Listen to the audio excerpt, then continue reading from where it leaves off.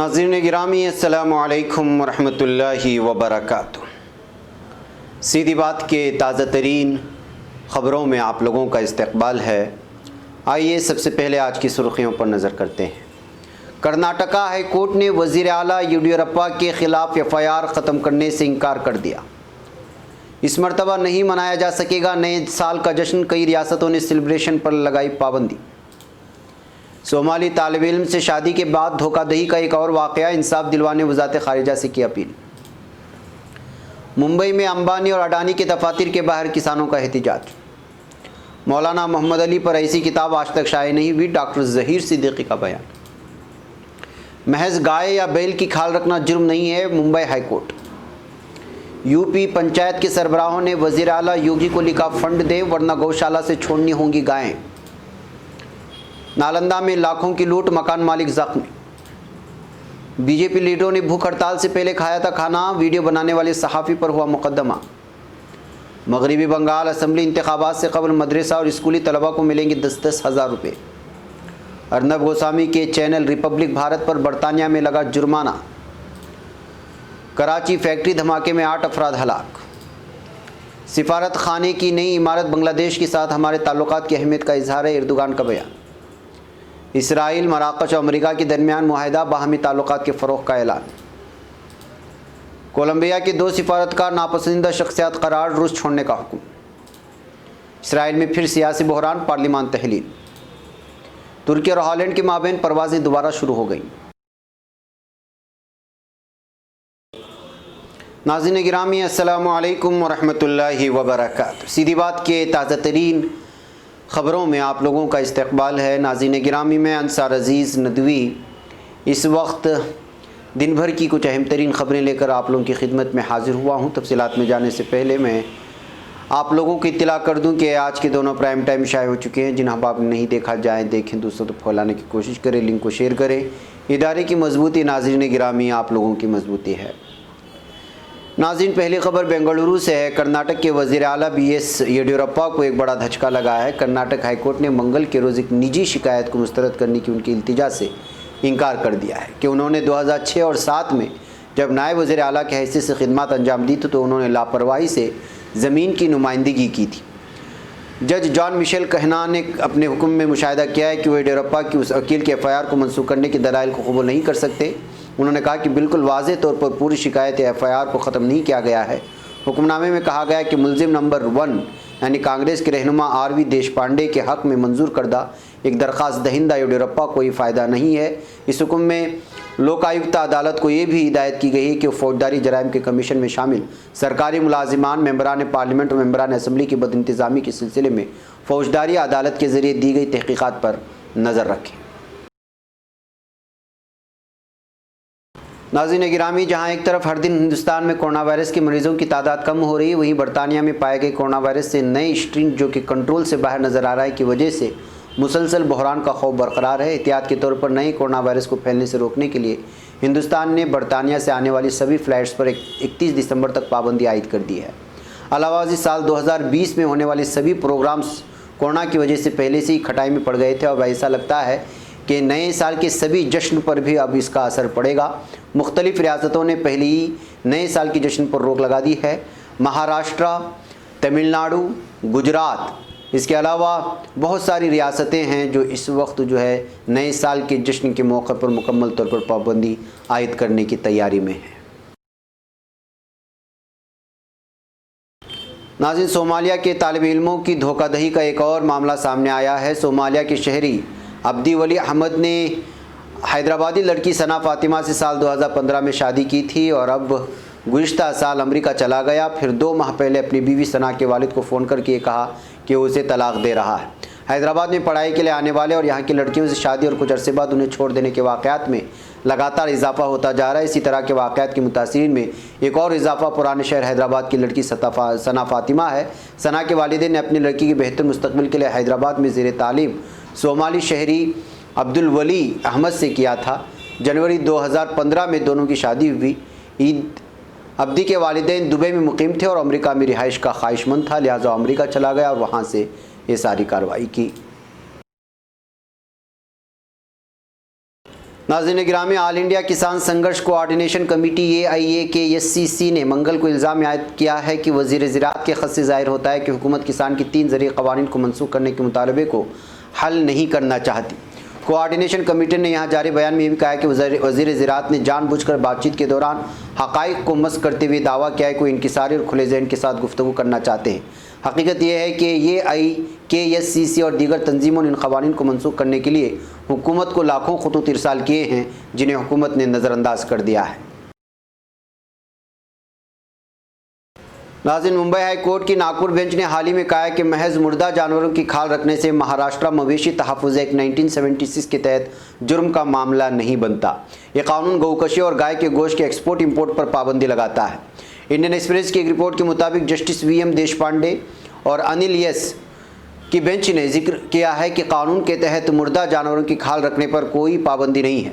Bench ने आगे ये भी कहा कि अगर रियासती सरकार इस सिलसिले में कोई सर्कुलर नोटिफिकेशन या फिर ऑर्डर जारी करती भी है तो ये कानून के एहतिमामों पर हावी नहीं होगा। नाज़रीन गिरामी, उत्तर प्रदेश में बुंदेलखंड हल्के के बांदा ज़िले के कई पंचायत सरबराहों ने वज़ीर आला आदित्यनाथ को ख़त लिखकर कहा है कि गौशाला मंसूबे के तहत रियासती सरकार से मिलने वाली रकम को रोके जाने की वजह से जानवरों की भूख से मौत हो चुकी है।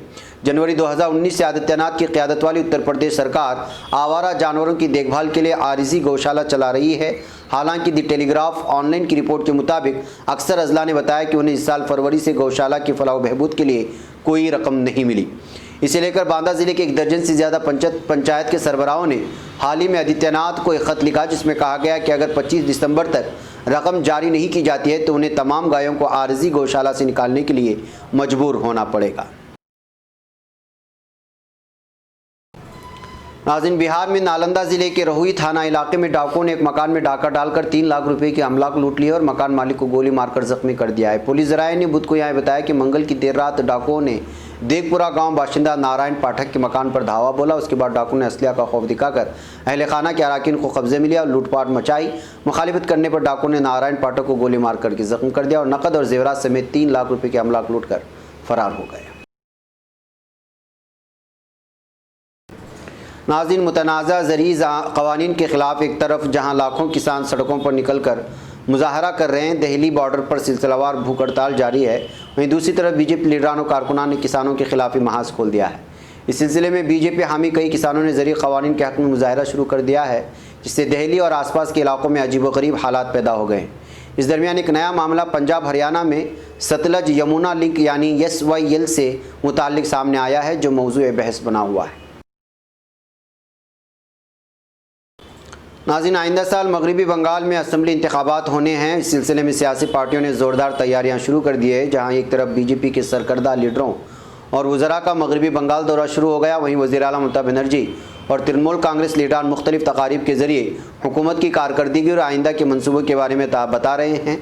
इस दरमियान एक बड़ी खबर ये सामने आ रही है कि मगरबी बंगाल हुकूमत ने मदरसा और स्कूल के तलबा के दरमियान 10 हज़ार रुपये तकसीम करने का फ़ैसला कर लिया है। नाज़रीन, अर्नब गोस्वामी के चैनल रिपब्लिक भारत पर हिंदुस्तान में उंगलियां उठती रही हैं। चैनल पर TRP में धांधली करने का भी इल्ज़ाम आयद हुआ है।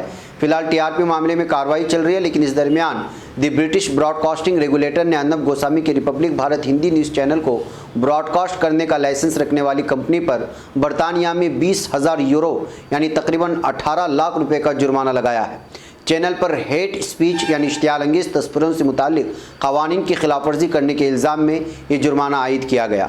बरतानिया के ऑफिस ऑफ कम्युनिकेशंस ने चैनल का लाइसेंस रखने वाली company world view media network limited के ख़िलाफ़ हुक्म जारी करते हुए कहा कि पूछता है भारत प्रोग्राम में बहुत सारी बिला मतलब की इश्तियाल-अंगेज़ तकरीरें मौजूद हैं और ये बहुत ही ज़्यादा मुश्तिल करने वाला है। ये रोल 2.3, 3.2 और 3.3 की खिलाफवर्जी करता है। बरतानिया की ब्रॉडकास्टिंग कोड के रोल 2.3 के मुताबिक किसी ब्रॉडकास्टर को यकीनी करना चाहिए कि कोई भी इश्तियाल-अंगेज़ बयान कॉन्टेक्स्ट की वो जस्टिफाई करनी चाहिए। किसी मजहब या अक़ीदे के ख़िलाफ़ तफरीक़ा आमेज़ और गलत ज़बान का इस्तेमाल नहीं होना चाहिए। रोल नंबर 3.2 के मुताबिक हेट स्पीच वाले हिस्से को ब्रॉडकास्ट नहीं करना है। अगर कॉन्टेक्स्ट जस्टिफाइड हो तो उससे चलाया जा सकता है। रोल 3.3 के मुताबिक किसी शख्स, ग्रुप, मजहब या तबके के ख़िलाफ़ काबिल एतराज़ और गलत तबसरे को ब्रॉडकास्ट नहीं करता।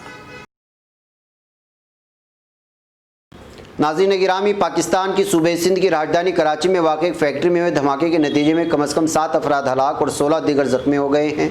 जियो न्यूज़ ने deputy superintendent police DSP Moinuddin के हवाले से बताया कि वाक़या मंगल के रोज़ कराची में बर्फ़ और कोल्ड स्टोरेज फैक्ट्री में पेश आया।